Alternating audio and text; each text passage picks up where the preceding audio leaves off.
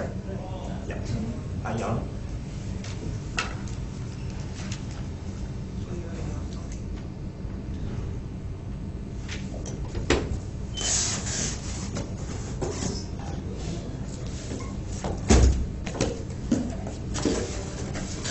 Okay, thank you.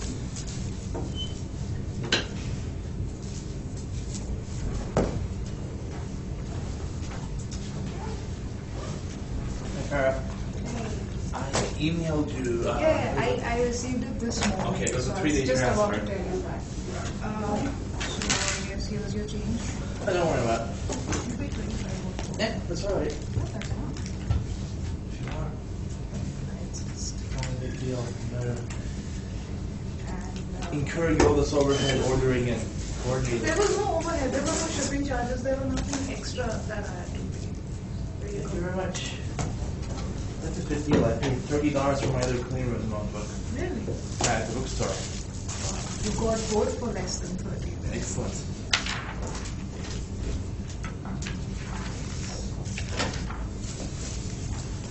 Nice. Well, thanks for coordinating this.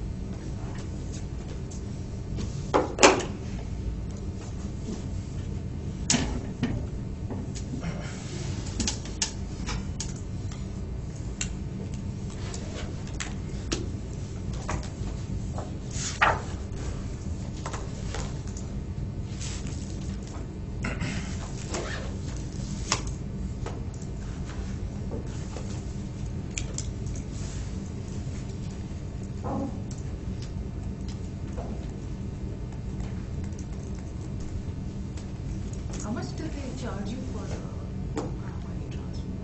$3.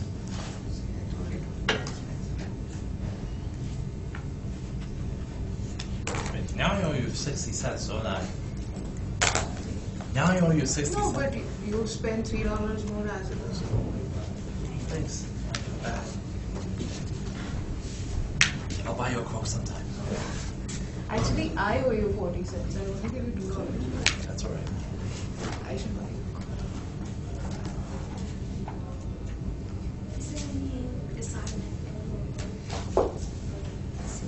There is a homework due Thursday. He assigned some problems that are due Thursday.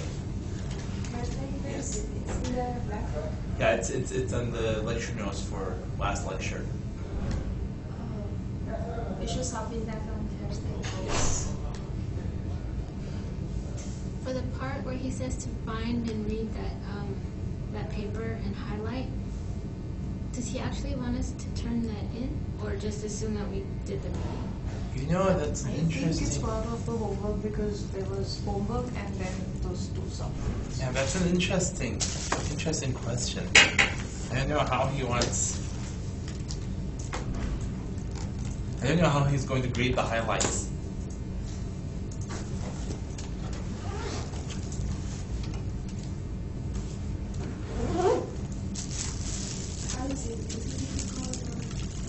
I haven't looked at it. I just found out this morning myself. I was suspecting there was homework, but I was late to lecture the last time, so I hadn't seen it. So I looked this morning and I realized there's homework. So let's see. Problem with 1 point. And about the videos, how do you Videos,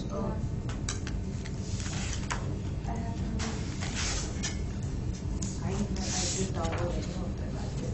Yeah, make sure you log into Blackboard because he uses that quite frequently. Have you logged into the Blackboard system yet? Yes. Oh, yeah, from the lecture notes you can just say right click and say save.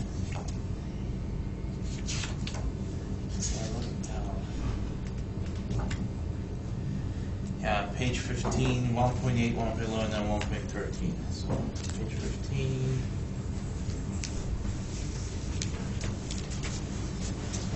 1.8. Ooh.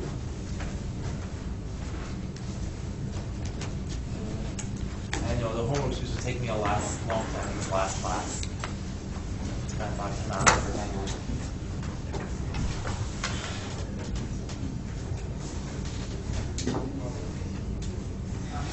Second question's easy.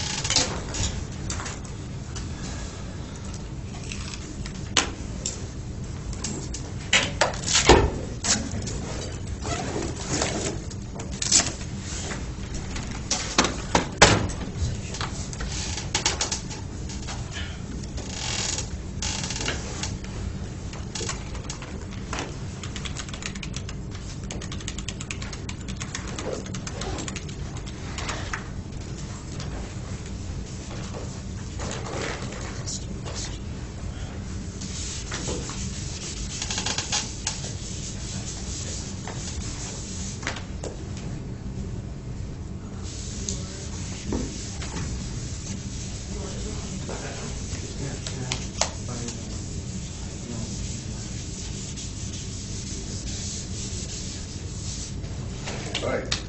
Why do we clean our wafers? Why do we clean our wafers? Make sure everything works. Oh, everything works. What are we worried about? What do we want to? Our feature size is smaller than dust particles, so we might have a short, for example, or we might not. Our feature may not stick to the wafer if there is a dust particle underneath what we're making or depositing. So particles. Yes. To get rid of particles. Impurities. Like those are particles. Dust particles, organic Those particles. are organic particles. Impurities like ions. Right? Ions which may change the properties of devices because of their electrical behavior. And what is the third thing? Which is not a particle, which is not an ion? Films. Films of what? What do we give up? Oil. Films of organic materials, oils, anything that can make another barrier on the surface, which can make some parts to have an extra film on top, so that part may behave differently. Right? What do we do when we go into the clean room? Before going into the clean room? Or a gown. Gown. And the gowning is required too? What's the purpose of gowning? Avoid shedding particles mostly. Avoid contributing particles into the clean room and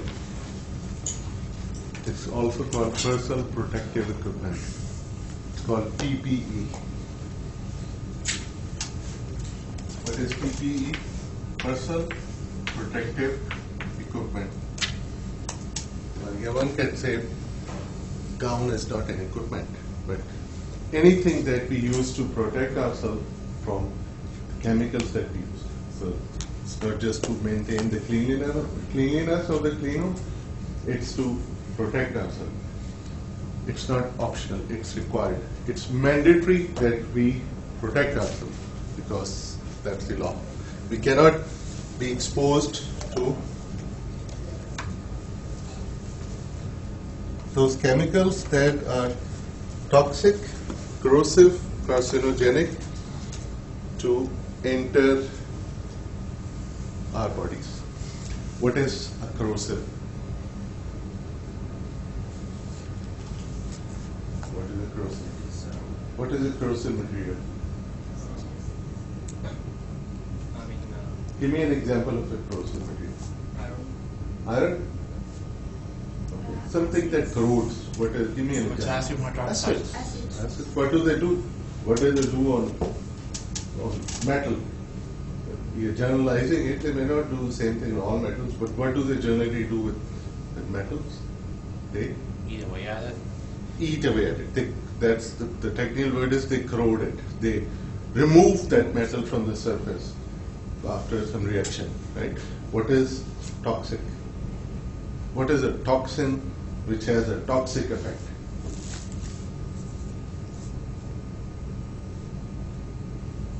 Have you never heard of toxic materials? Tap down Toxic chili waste. or make you sick. Have you ever heard of Chernobyl? Chernobyl issue, what was that? Nuclear plant that got blown away. Opaque gas incident, what was that? So those gases leaked. Recently, after that tsunami in Japan, what happened? What was the scare from that? Nuclear plant? leak. Radioactive leak. But So radioactive material, what does that do? It's that's reduced- ionizing radiation that can make you sick and that can give you cancer. Right. So it can be radiative, but we don't use radioactive materials. What is toxic? That is high order. That is poisonous. That is something that can affect health, right? And toxin is any material that does that, right? So its property is called toxic. So many of the chemicals that we use are toxic. Right? So we have to wear those. And what was the third thing? Carcinogenic. What are carcinogenic materials? Which cause cancer. Right? So how do we know which material has what property? We test it. We test it? No, sir, we don't test it. We believe on others, those who have tested before us. How do we find out what were the results of those tests? Material safety data sheets. Material safety data sheet. So he got to the right answer after a little bit. MSDS, remember this word. Whenever you use anything in clean room, in a lab, you always read what? MSDS, Material Safety Data Sheet. Yeah. MSDS. What is MSDS? When we buy a computer, before we start it, what do? We read the manual, right? Sometimes they make this one-page quick starter where they have figures, pictures, they tell you, okay, which button to push and what to do, right? So they tell you about that equipment. MSDS has same role. It tells you everything about a chemical. When I say everything, that means they tell you what is the composition of, what's the formula, what are other names that are used to sell the same thing, what is its impact on health, what is its reactivity, what do we do if it gets spilled, the whole 9 yards. I'm just speaking something, whatever. So it's an 8-9 page document about a chemical. Even sodium chloride has an MSDS. Everything has an MSDS. You have to know that. That MSDS also tells us what are the PPE requirements for handling that material. Some materials are what we can use without wearing goggles, right? For some, we definitely need to wear goggles. For some, we can just wear a gown, and the sleeves of gown are enough to protect us. For others, we might have to wear sleeve protectors on top of that, on top of the gown, so just to have a double protection. For some, we can just wear gloves, which are the two types of gloves that we use. What are the types of gloves? Latex and Nitrile. nitrile. Latex is more natural products, and nitrile is a chemical, it's a synthetic material. We use those to protect our hand. For some chemical, it may be not enough. We have to wear another layer of gloves. You have to wear, what do you call it? The chemical gloves. Those are thicker gloves which we wear. We don't throw them away. They are used by a certain times and before they are replaced. We might have to wear an apron, right? So when we are working on a hood, we reduce the chances of our gown to get contaminated. Apron may be replaced easily then. So before we handle a chemical, what do we need to know? MSDS. Right? And that will tell us about PPE. Right? That will tell us about, very importantly, what do we do in case of a spill? Some of the chemicals, we just don't attempt to clean it. We just clean the place, right? In some other cases, we may be able to use some neutralizing agent. For some chemicals, we may just wipe it and that's enough. Right? For everything is dictated or defined in MSDS. Right? So gowning is two-way. One is to reduce the dust particles, oil, whatever we can contribute to the clean room. The other side, it's the requirement of PPE, personal protective equipment. Make sense? So it's to your advantage to follow these rules. Right? So shortcuts are not allowed because those chemicals are, some of them are really bad. For example, BHF, which is a very common etching agent for, what do we use BHF for? Silicon dioxide, right? It's a very common etchant for silicon dioxide. We use it a lot because every step before every step we oxidize wafers and BHF is hydrofluoric acid. If it gets on the skin, we don't feel it. We feel when fluoride gets to the bone and reacts with calcium. It's very painful. That's one of my instructors used to say, excruciating pain is caused by BHF. So we have to be very careful with these things. And there's certain things that need to be done for different chemicals, not just in spill. If we get exposed on skin, maybe we breathe it, maybe we I don't know, inhale it, or we get it in our mouth or get in our eyes. So there are certain things that need to be done. In case of BHF, what is the first thing that we do?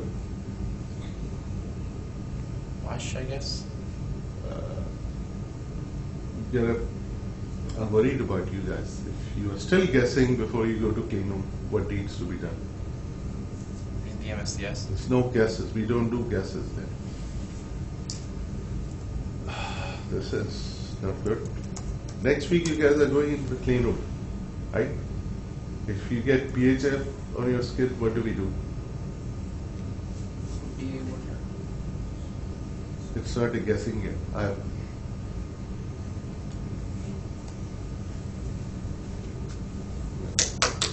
won't let you go inside the clean room.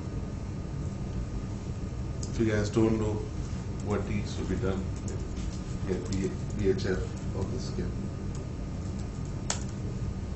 So all the chemicals, we'll give it a try again on Thursday. You have a solvent. You find a solvent for that in the MSD. You need to, no, that's, right now, you, from my point of view, are ready to go inside the clean room. This is covered in the training, in the safety training. You gotta look at all these things, and you have to know. Thursday, I'll try it again to figure out if you guys know what needs to be done for these basic chemicals. You gotta find out, right? They actually have something for VHF exposure that There is a cream. put on, right? Called something glutonate or something. There is a cream that needs to be put on. But first you have to wash for it. We don't guess, we wash it. So we have to know if we are going to wash it or not. If we keep on continue washing it, or after washing we have to apply some cream. So you have to know all these things. So that's something Thursday I'll have to assess it again. I need to talk to the staff and because you guys need to know all these things. Some basic, these are simple chemicals that we'll be using for cleaning. Whatever we have discussed on cleaning, whatever chemical goes in there, you have to know. You have to know the MSDS, PPE, what happens if it's a spill, what happens if there's an exposure of that chemical.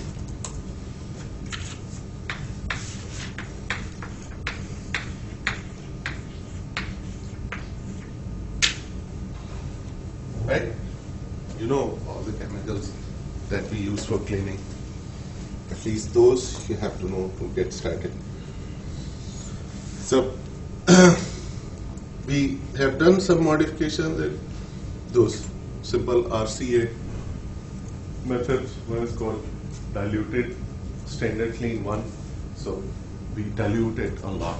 We add lots of water in this. It improves the roughness. We don't want surface to roughen up, so that reduces the roughness effect. And we use less amount of chemicals. So if you have NH4OH, you gotta know what do you do for ammonium oxide. Ammonium hydroxide, right? It's ammonium hydroxide.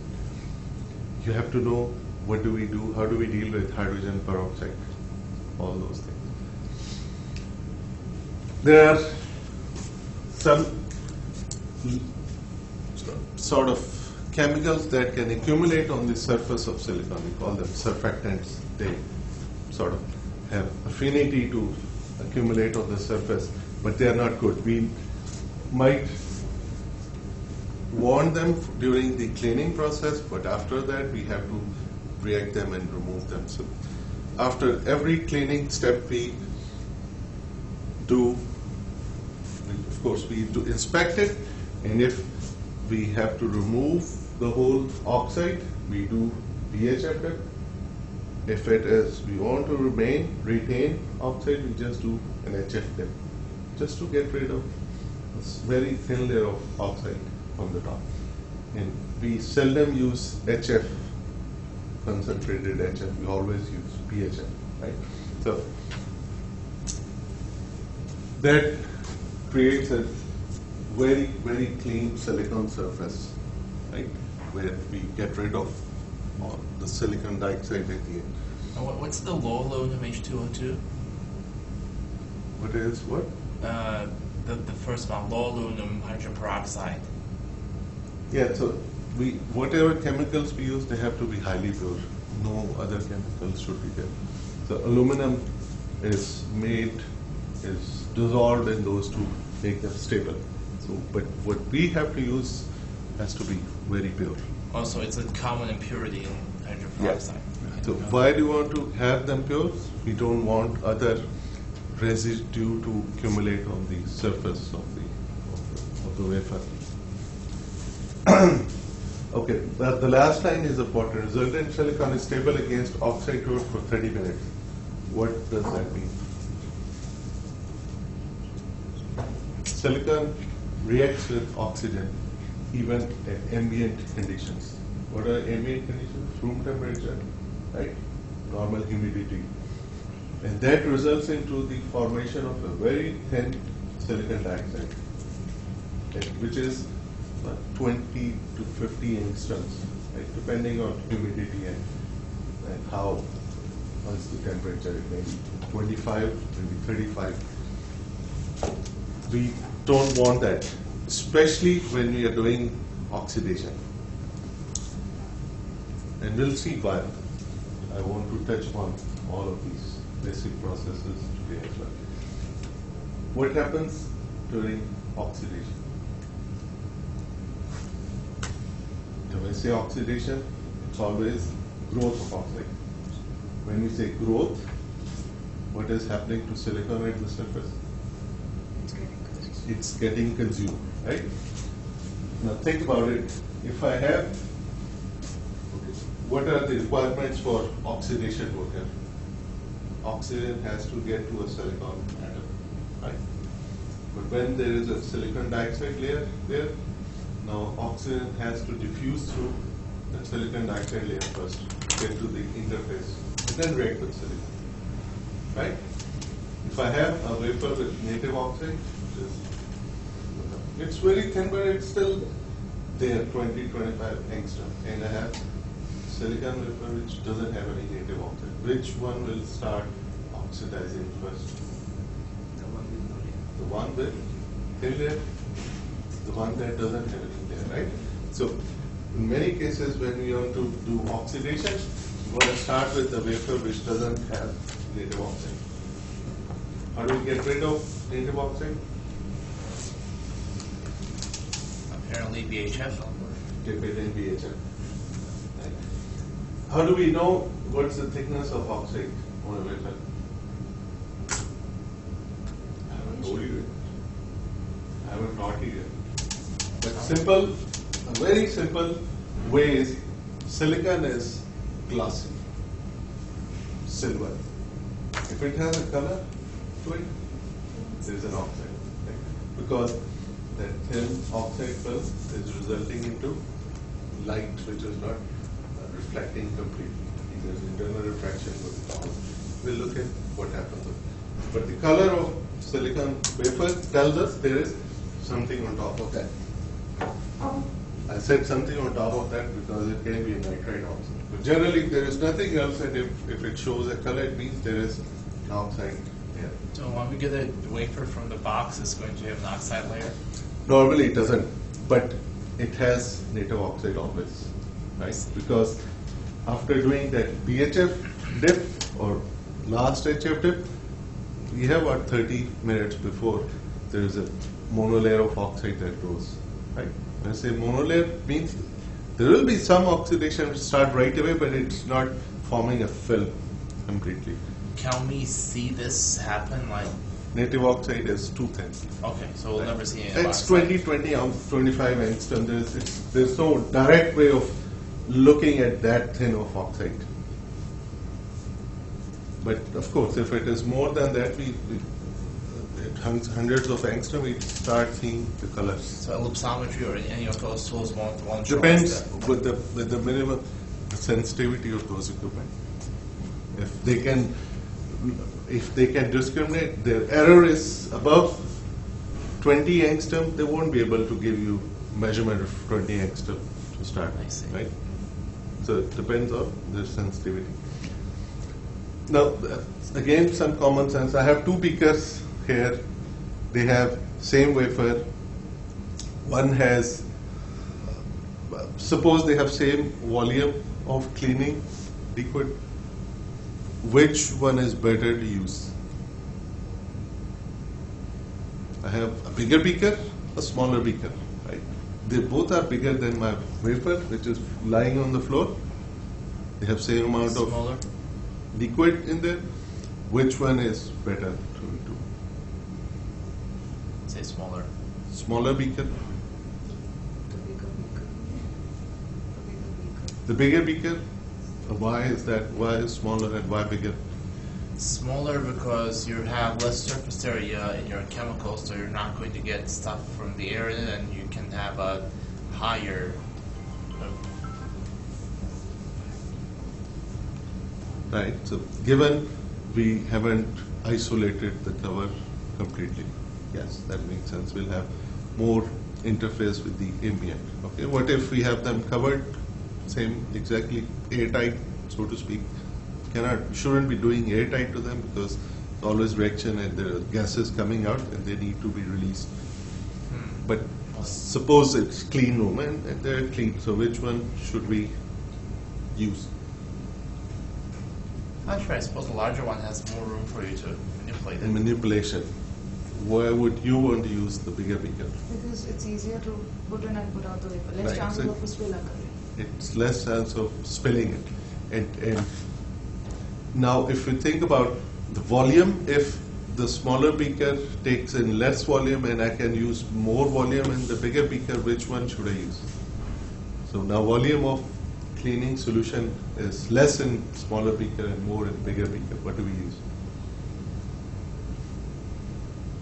Have to use your judgment. There's no straight answer for that. So if I have a 4-inch wafer and I'm putting it in a beaker and the cleaning solution is hardly maybe half a centimeter above that, it's going to react and lose its sort of what you call potency maybe in a couple of minutes. It's going to react, say, piranha solution, and soon it will lose its vitality, its reactivity to clean the surface.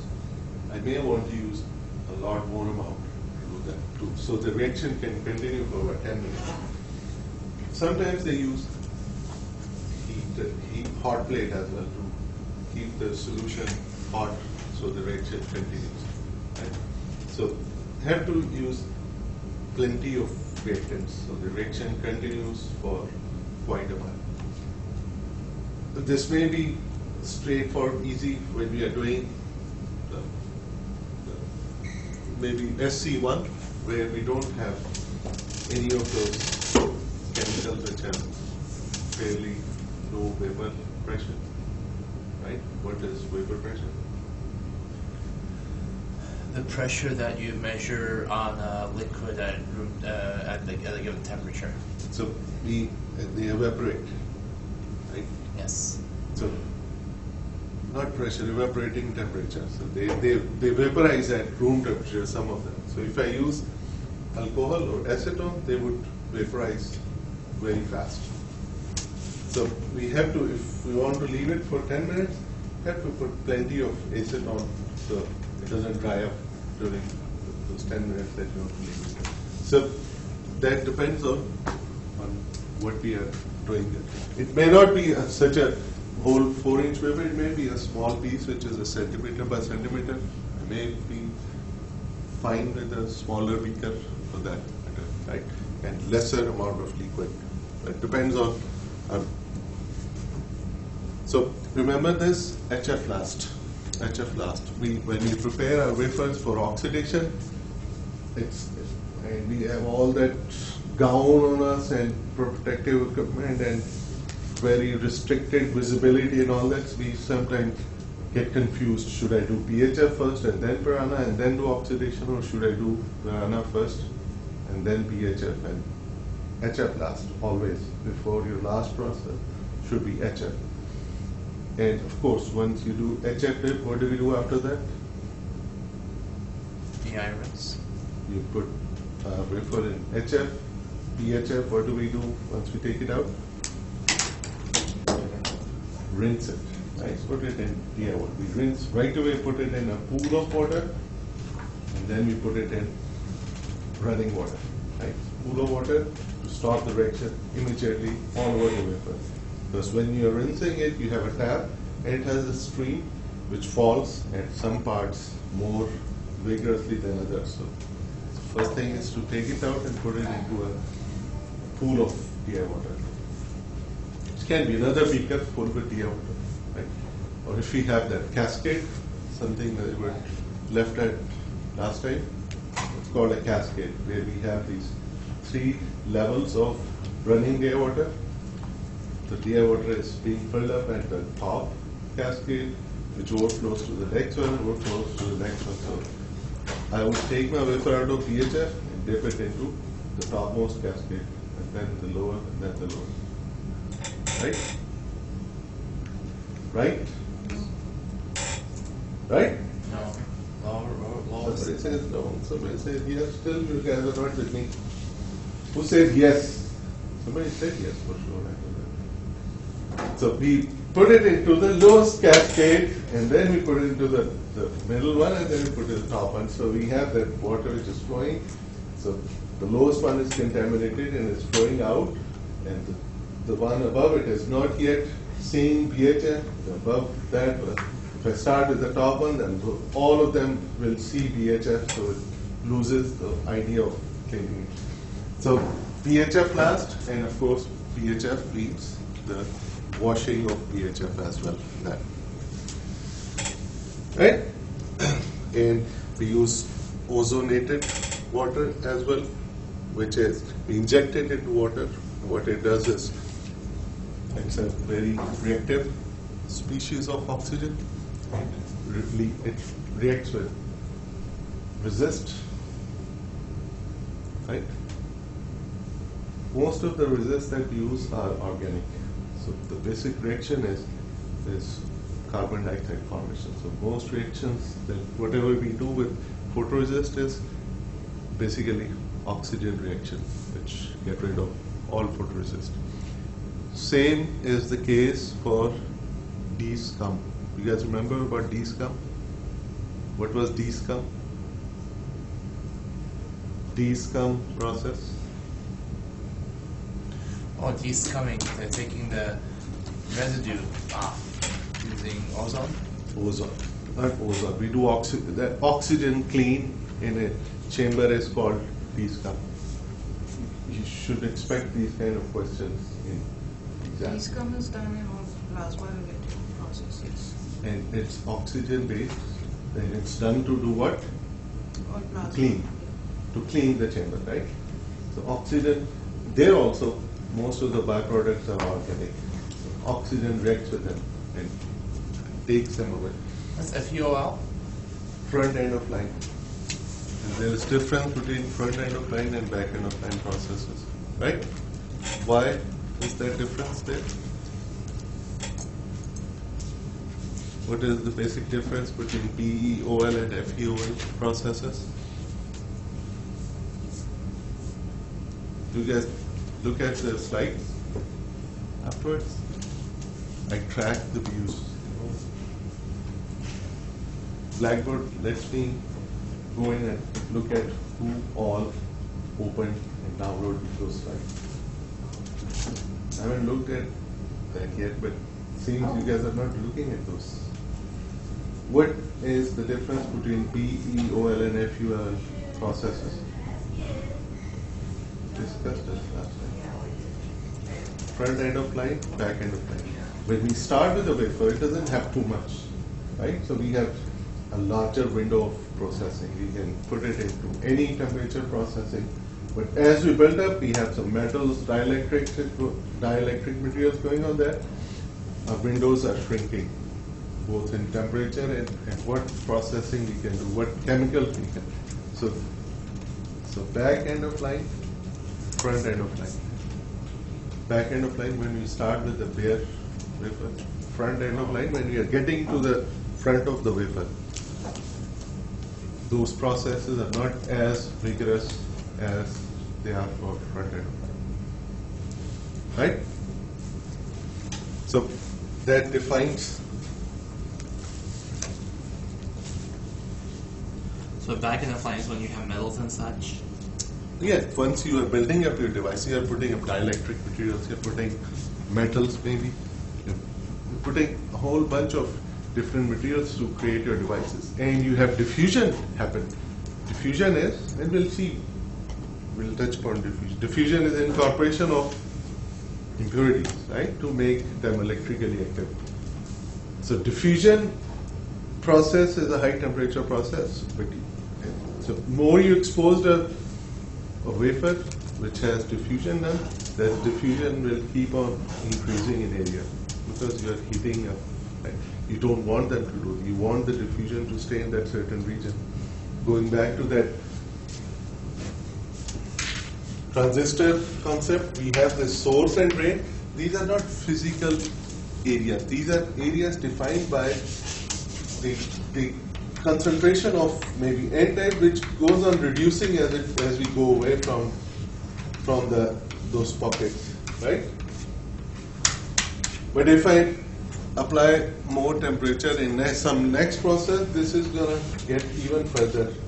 These are going to diffuse further, right?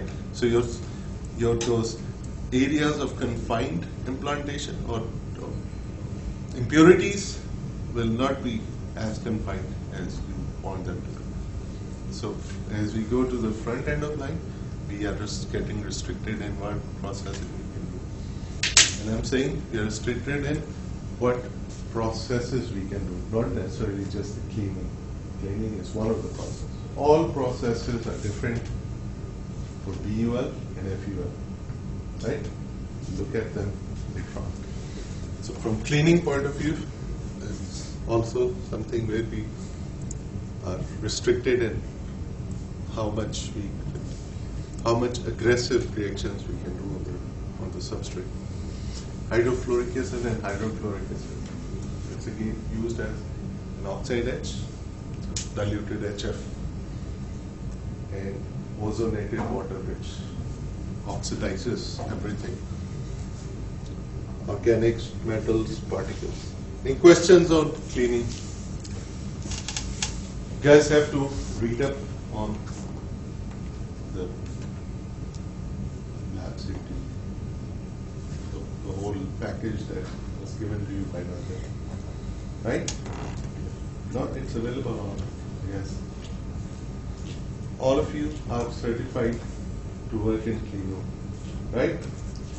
Have to brush up on those things, what were taught to you in that safety class. Do we have the first lab available, or will we We'll have get it, hopefully we'll get you guys today, so you just So can you can read read up it what to beforehand. expect. Right? So let's start on some overview of the processes. Photolithography, we have done this many times. We lay out a design, we have physical representation of device which we transfer onto a plate which is transparent. Now it has some parts which are opaque, right? So the plate have that translation of these device physical ideas into that opaque regions, and masks are multiples. There are many masks which come together, and they are aligned with, they have these certain features in them which are not used in devices, but they are used just to align them, to align one layer of mask with the other one. We put them on corners for obvious reasons, right? And that region results into the UV not passing through those parts, right? So when we do ultraviolet, right? So remember that we are talking about UV, we are talking about photolithography, or it's called optical lithography. But if we are using some other sources of radiation, it may not be optical. It may be called as something else, deep UV or extreme UV, right? Or then we will not call them photolithography. It might be called E-beam lithography or some other kind of lithography. But when we talk about photolithography or optical lithography, you're talking about the light sources with which we can use optical lenses. Right? What are optical lenses? Where do we see optical lenses? Right here. Right? So light can pass through. So a number of wavelengths can pass through. Light is saturation. There are ultraviolets which pass through. There are what do you call it? One is ultraviolet. What is the other side? Infrared, they can pass through. But if you go on further extremes, many of those wavelengths can not pass through, or maybe they will damage optical lenses. So when we say optical lithography or photolithography, that always tells us what kind of source of light is being used, right? Source of, what kind of source of radiation is being used. Light is again optical. So, and accordingly, for this case, when we are using UV, we are using something which we call photosensitive material, right? Optically sensitive material. But if we are out of this optical range, then the coating that we use would not be called photoresist, right? It's called E-beam resist maybe, right? So when you say photoresist, that should also tell you we are talking about an photolithography or optical lithography system.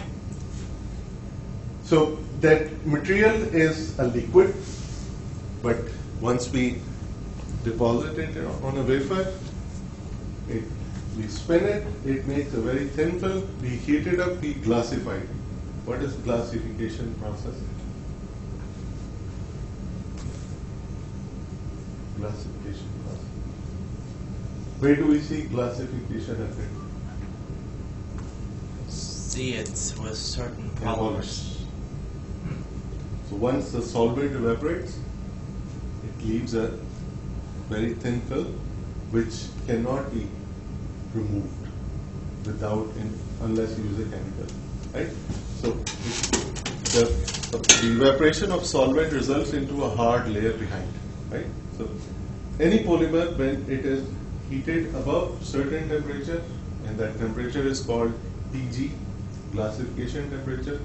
Once you bring the temperature down, that polymer results into a hard material, turns into a hard material, glass.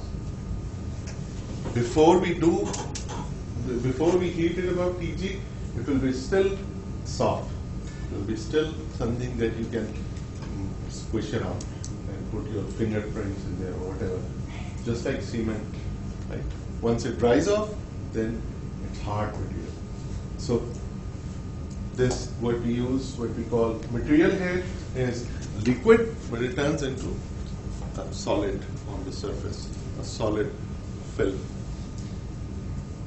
And that solid film of photoresist is what we use now to chemically change once it is exposed to ultraviolet radiations.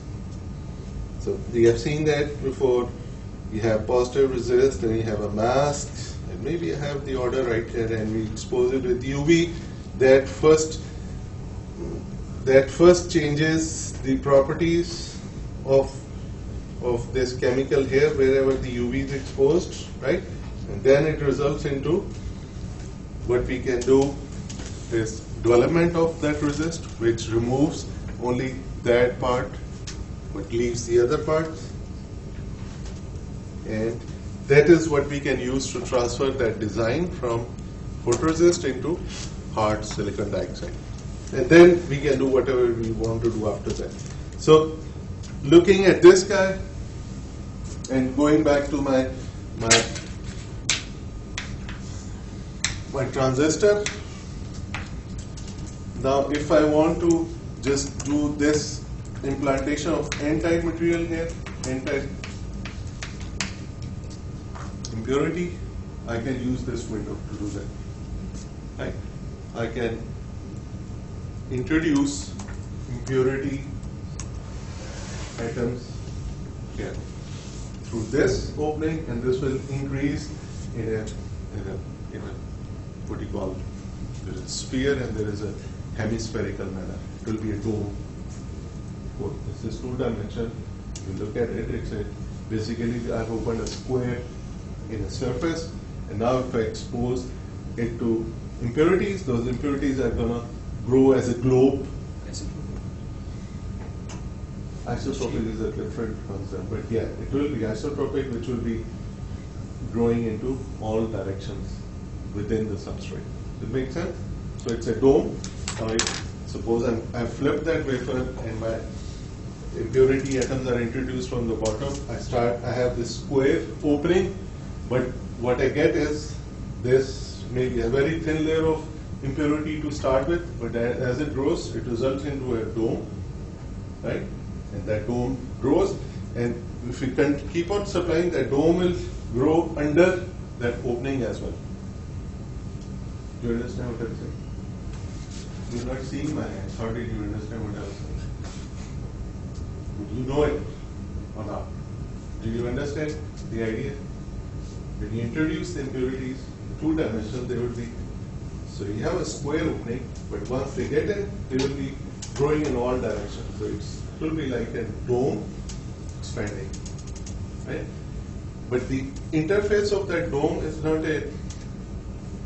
a step junction. Step junction is the impurity doesn't just fall off abruptly, right? That interface is where it falls off very fast, but there is a gradual change. So if the substrate is N-type, right, and I introduce a P-type material here, so that's going to expand like this. But this interface is not, if I draw the concentration here, so that concentration is not something that's going to fall like this. It's going to be something more gradual. And well, this is more like, it doesn't go to zero because there is always some background, what you call, so there is some holes in the N-type material also, what you call minority carriers, right? There's the holes in there. So that concentration falls up gradually and then it goes. But conceptually, we can think of it to be a discrete region, right, of that doping. So we do that with lithography. We can, so after it changes chemically by reacting with UV, we put it into a solution where the solubility has changed because of that chemical reaction. The solubility has changed. What is solubility of a material? Easily dissolves when you dissolve it. So corrosion, toxicity, carcinogenicity, solubility. That's another quality of every material, right? So why do things dissolve in a solution?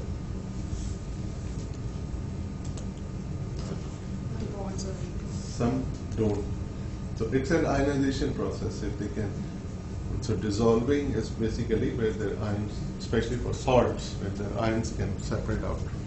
Not all of the things dissolve in all of the solvents, right? That's the polar and non-polar thing. That if you have a polar solvent, if you have something which can ionize, that will dissolve in it. If it's not, it will not, right? We know that. So, but I don't want to go there. But just talking about the UV exposure changes that chemical into something that can dissolve into a solution, what we call developer. Right? Once we do that, we remove the exposed part. It could be other way also. It could be just by playing with chemicals. I can have some chemical which, when exposed to photoresist, of course, it undergoes to chemical changes, but that part doesn't get dissolved, and which is not exposed to UV gets dissolved, right? We can do that. Does it make sense? I mean, define it again. So I can have something, I have slides on that, but the idea of positive photoresist. I have this region which was exposed to UV, right, in photoresist, and that once I dissolve, once I put it in a developer, that region goes away. It could have been that the region which is exposed stays and everything else goes away. Everything else gets dissolved. right? In that case, we will call it negative photoresist. So there's this notion of positive and negative. How do I remember? I remember positive is whatever gets exposed gets cleaned up. I call it positive. Positive attitude. You get exposed, you get cleaned up. Positive attitude, positive resist. You get clean, you get exposed, and now you become stubborn. Negative resist. Make sense? That's how I remembered it a few years ago. Positive resist gets exposed, walks out. Positive attitude. Gets exposed and gets stubbornly stays there, everything gets washed away, it's negative resist. It can be, okay, so this is about resist only. Now, my mask is also something what we call positive mask and negative mask. Because that we'll get to that later on. We have mask discussion on the mask also. But for now, remember that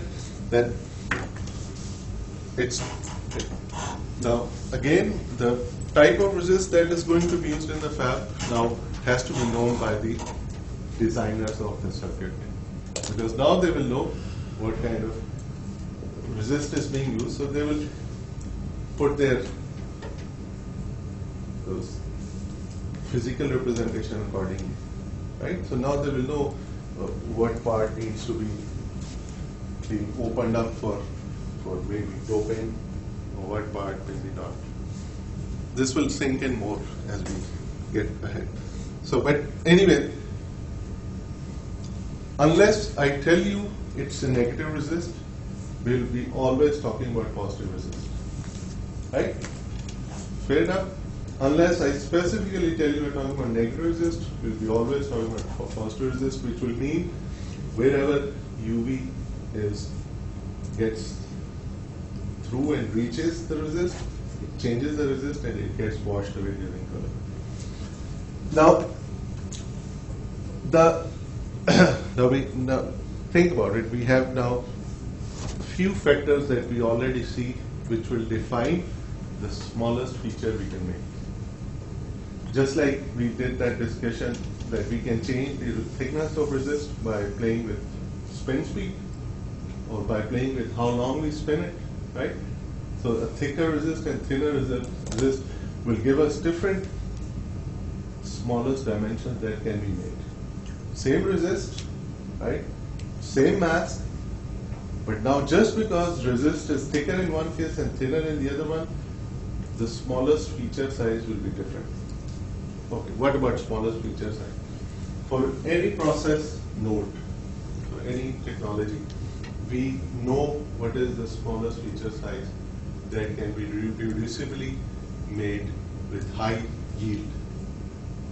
Right? So these are important things, reproducibly high yield, and of course we need to maintain throughput also to keep it cost effective. So resist, the light, the wavelength of light that we use, and the mask feature, they all define the critical dimension. And critical dimension is the smallest feature size that can be made. So we'll look at this over and over, CD in the smallest feature size. So, and there will be certain properties of the whole process that defines CD. what's more common, positive resist or negative Positive. resist? There's a reason. Negative resist were used in industry, still they are used for some process, but most of those developers and resists are carcinogenic. So they have been phased out. Really? So the resist we're using is not going to be carcinogenic? We won't be using negative resist. At least not, we don't seldom use now in research labs, but they are still there. Right? So now CD is the idea which defines the smallest features. Let me give you an example. We are seeing the explosion of LCD TVs, right? So every year they come up with something which has more resolution. What is the current resolution they're selling? They had 760, I think, then they had 1060. They have 4K now, which is 4K. like 4,000 something, but it's like a 16 megapixel. What does that mean? So I look at the screen. What does that tell me about resolution. What does The distance between two adjacent pixels. adjacent pixels? So how many pixels can be shrunk? What's the density of the pixel, right? So what defines that? How far apart they can be. Okay, what would define how close we can make them? It's liquid crystal display. Pitch. It's a crystal material, right? It's a something that we fabricate. So it's the CD of the processing that defines the resolution of your display. How small can we make them? Now pitch is another interesting question. How often can we have them? We can make them small, but we may not be able to have the next guy very close to the first guy. Because resolution is not just the pixel itself, but what can be the distance between two pixels. In one case, we are making a device, but we have also to worry that that device, that one photodiode shouldn't interfere with the next photodiode. Right? Where do we use photodiodes?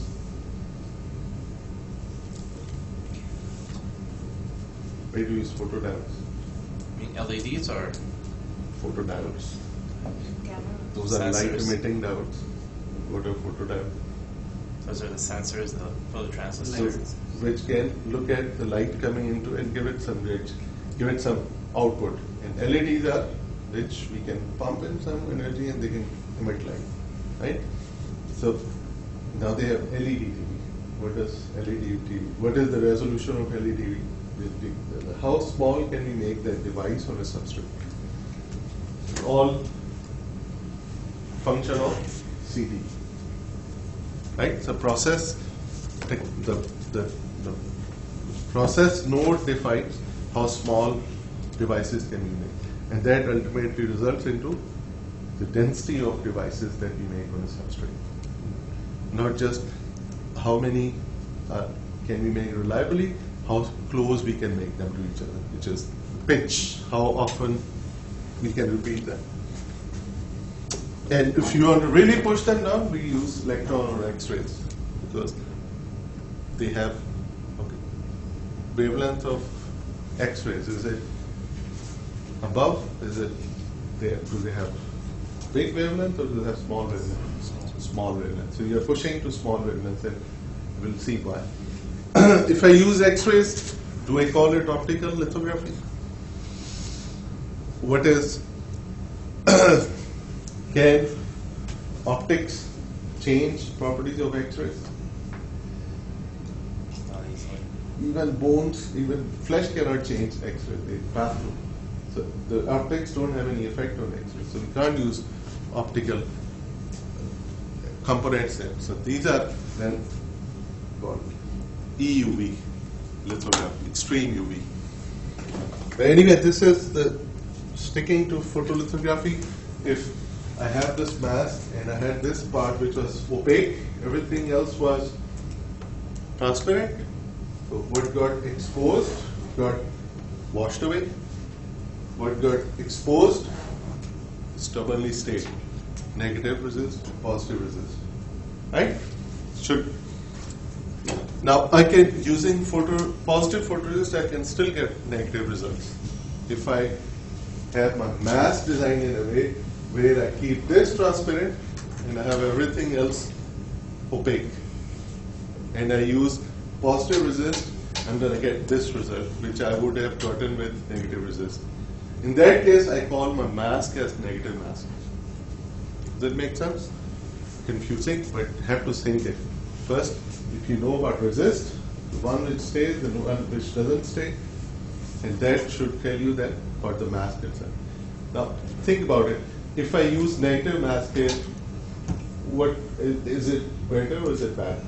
Would it be advantageous or would it not be advantageous? Look at the region that is opaque in this case and consider a region which may be opaque in this case. Which one do I want to use? Depends on which way you want your slope. Slope? Right. The doesn't that resist have some sort of a slope? But we never talked about that. Then tell me something common sense, which I want to use here. Do I want to use something which has much more area which is opaque for me? Or do I want to use a mask which has much more area that is transparent for me? I want to look what's below, right? Especially if I have multiple masks, I want to look through mask and look what is already there on the wafer, right? So we want to have a mask which, if we can, if it's possible. So if you will be designing a mask, and you will be if you work on research project, you have to think what kind of mask you want to design. You want to have much more area to be opaque, much more area to be transparent. Not just for your ease, but for the production of mask as well. You want a mask that has to write much more area. You want a mask that writes. During the mask production, we have to use some maybe E-beam to write those features on the chrome layer, right? So in that step also, you want longer writing process or a smaller writing process. So that again, if you want smaller writing process, then you want a negative mask, because the writing basically removes chrome from those parts where you have your design. Make sense? So mask making is then you have a glass sheet which is covered with chrome, and you remove chrome in there to make a part. So now you have to make a trade-off. Do you want the major parts of it to be?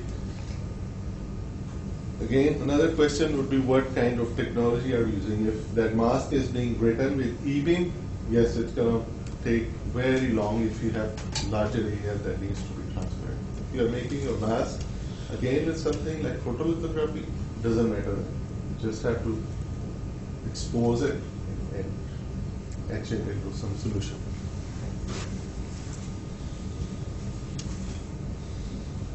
All right. So what does optical lithography gives us? Repeatable, cheap, and reliable production of those features. Can do very high throughput. Most of the times I'll be talking like we have one wafer and we have a mask which is being exposed and transferring the pattern over the whole wafer. Industry doesn't work like that. We'll see how does industry. Industry basically exposes one part, one die at a time, then the other die, then the other on one wafer. Right? So it's called a step and repeat. Or the machine is called a stepper, which exposes, steps to the next die, exposes, step.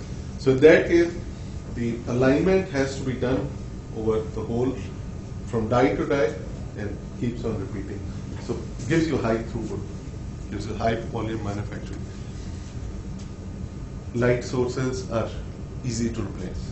So, but optical lithography, just get another bulb and it's going to start doing that. Can you do that with X-ray source? Right? Can we do that same thing for X-ray source or electron beam source? They are much more difficult to replace. Right? So we'll look at the E-beam sources and X-ray sources also. But there is limit of optical lithography, what we call resolution limit. It's a critical dimension, resolution limits. These are all concepts which are very close to each other. So you have to have a clear distinction of what is resolution, what is critical dimension. There will be few more things coming up. Resolution is something which defines the contrast of a feature. Right? Contrast. Can I resolve? I can't resolve those numbers unless I have this glass in front of me. And if I have it, then I can resolve those numbers on that glass. Right? So because they become, I feel there is something, but I can't see the whole contrast completely of those numbers. All the speckies are trying this out. So, and then there are some next generation lithography techniques where we are pushing down on the wavelengths and then using E-beam to directly write those features. So resolution is that size that can be resolved within tolerance. Now, for For us, resolution is we can see the contrast in numbers, but for optical lithography, it's the when we make a feature, can we resolve the feature from the rest of the photoresist? So if I expose the light, and I can have something which gives me like this. So this feature, what I wanted was this feature, but I cannot reproducibly get this feature. Or maybe the other way, where I want this feature, but what I'm getting at the top is, so in both ways, this guy is making the resolution difficult. So what I want is not what I get. And there are many things that go into that. Rayleigh criterion, depth of focus, pitch limit. Rayleigh criterion is a simple group of equations which explain the behavior of light once it goes through a slit. Right? We'll see what are those equations that govern that behavior. Depth of focus is, how do you define depth of focus?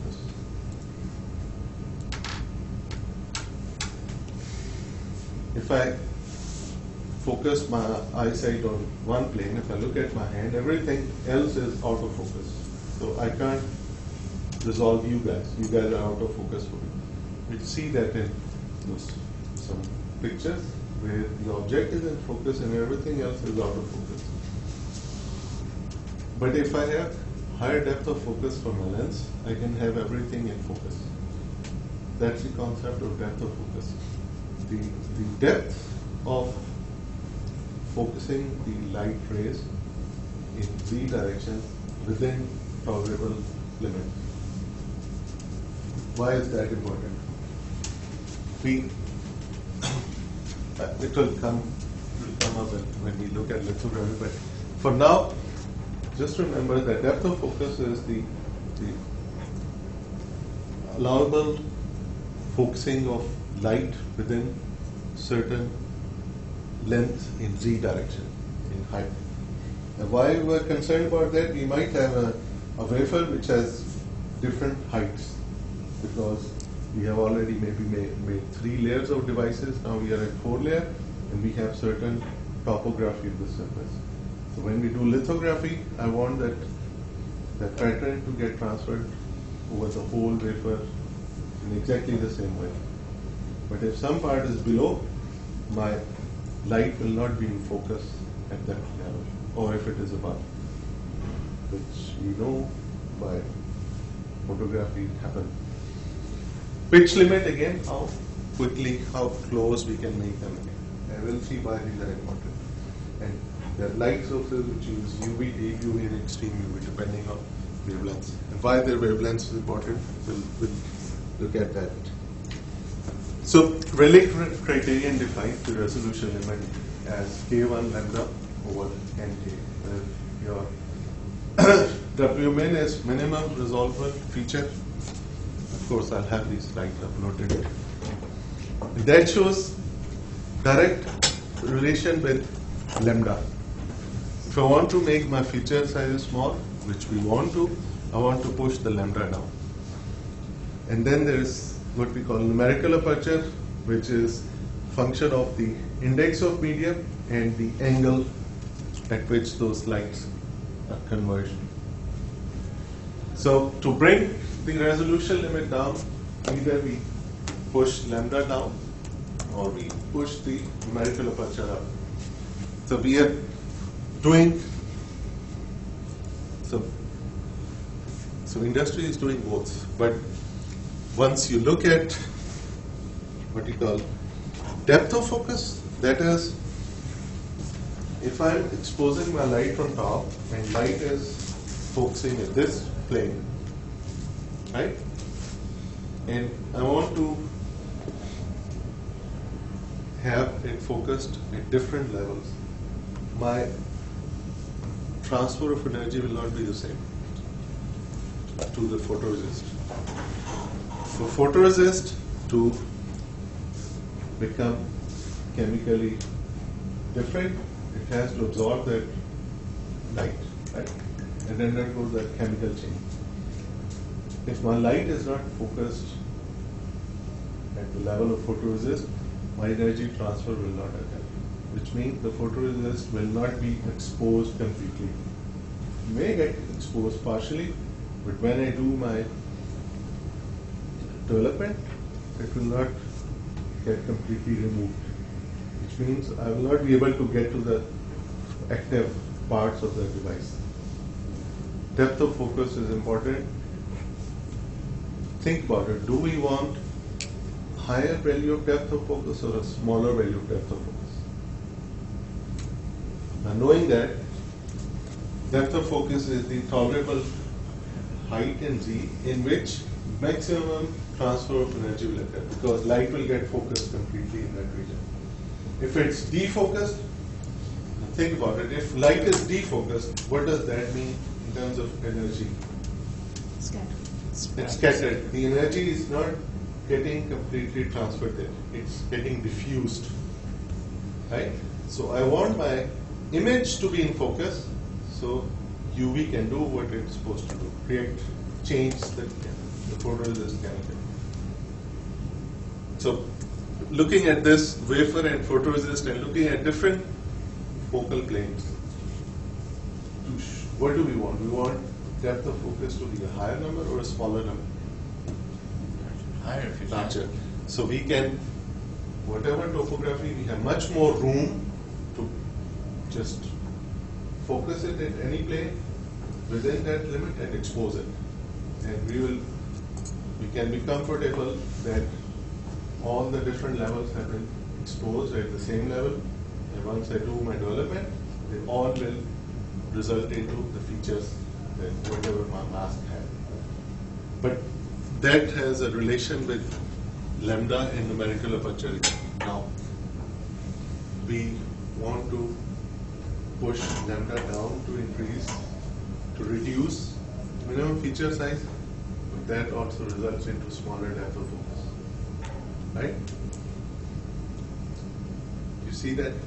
We wanted to increase numerical aperture to reduce minimum feature size, but now if I do that, my depth of focus reduces by a square of that, right? So it's a competing problem there. And K1, K2 are just constants. So say if I have lambda of 248, I have 270 nanometers of minimum feature size, and I can have only 500 nanometer of room to play in height. So my topographical features cannot be more than 500 nanometers away from each other in height. Does it make sense? This is something I want you to be comfortable with, because this is something which we'll see more and more. So size of pattern at different numerical aperture are defocusing level or depth of focus is going down, right? So if you push the feature size to smaller size, our depth of focus also goes down, which we have seen by those relations as well. So then for any given numerical aperture, we have to then figure out what is the best trade-off point that we should use. And then is the pitch limit. How often can we repeat? And it's a function of the light parameters. Now think about it. What happens when light enters from one medium to another medium? Glass full of water. What happens to light? Shines. Undergoes few things, right? Deflection, diffraction, refraction. What is that? Another one. Deflection. Think about the photoresist as well. It's a thin layer. It's a glassy material, but it has a different index of reflection from the vacuum or air that is there between the lens and resist. So now once light enters the other medium, it's gonna do all those things. And that will result into a feature which is slightly bigger than what we expected, right? Because the in the middle of the feature, there's no problem, but the edge of the feature, the light is having internal reflection. So we can end up something which may be bigger than what we have. Now, if I have the next guy close by, which is very close, their waves might interfere with each other. So we might not be able to not only maintain minimum feature size, we might not be able to resolve next feature from one feature. When I say resolve, it's the UV change of the photoresist. It may not be able to change photoresist from one spot to the other spot and have certain part in between which is not changed. Say it again. So this guy may be too small for when I do the later process, it may result into one big hole, then two holes. Right? So pitch limit is how often we can repeat them, how closely we can have them. And that's a function again of lambda and numerical aperture. Now here again, if you want to reduce this guy, I don't know what is this guy called, you have to either play with lambda or change the medium so we can have better refractive index, and we'll see what is being done to that. So water can, or oil, or some other medium can be used for that. Right? So photolithography, you guys will do, but what you will be doing is a very standard procedure, but you want to know what all goes into define the technology node for photolithography. It's wavelength, it's the optics, it's the resist properties, it's the wavelength defines pitch limit, and depth of focus and resolution that we. Any question? Homework is due Thursday. Another homework, you guys need to know chemicals, their MSTs. Which particular chemicals should we? Whatever we have had in our slides so far. Everything that we use in cleaning. So about the homework, do we need to submit a hard copy as well? Or? I prefer PDF, one single file of PDF online, or hard copy is fine. So it's either or. It's we give either the or. hard copy Yeah. or the Yeah. Okay. Don't confuse me by giving me hard copy and uploading a file also. I'll end up grading it twice. For the highlights, do you want us to submit that, or is that just for our? No, I'm going to be asking you these things here. I mean, like. What do I do if I get VHF No, exposure? the paper that you said in the homework. No, just read it. I don't need. But whatever we have here as paper that we refer to, I'll include it in as syllabus. You have to know the basics. Right? Question. I'll see you on Thursday.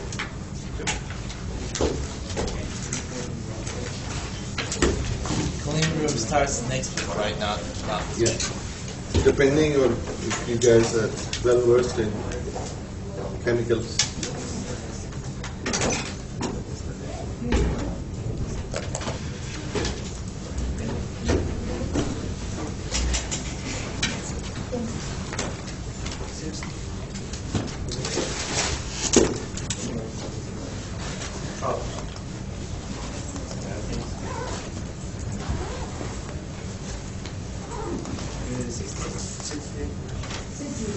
If you guys haven't turned in the ethics statement, please do that. If you haven't, that one page that I gave you guys to start.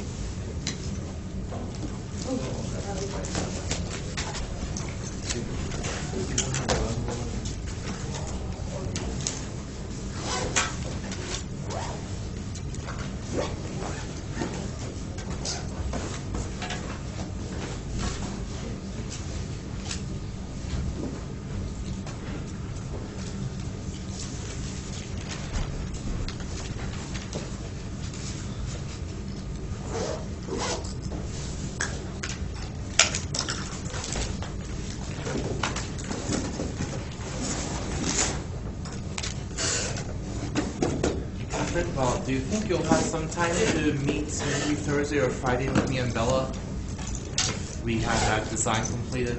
Can we Thursday? Thursday is good? I'll ping him today and go through a little bit. Yeah, office hours are good if you don't have any conflict. Okay.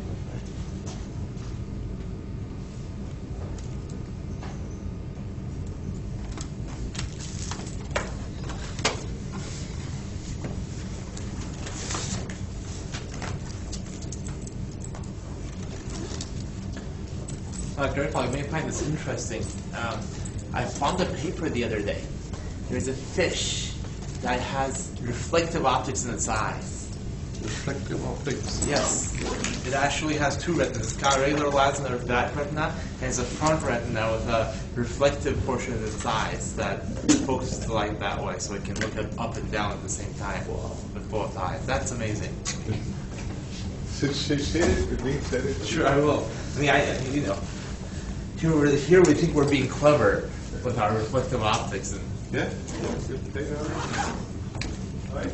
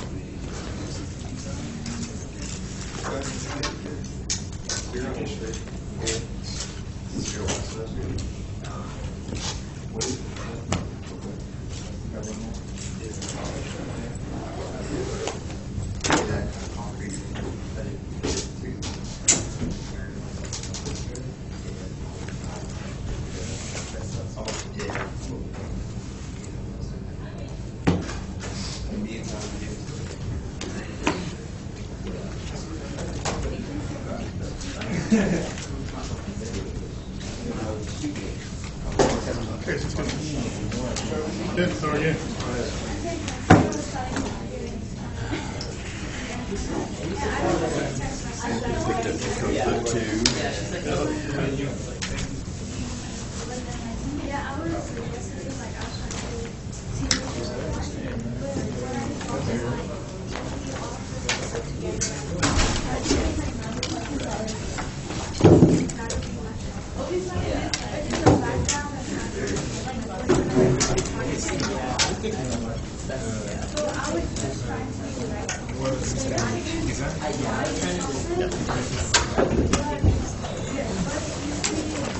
Right, that's sorry. Sorry,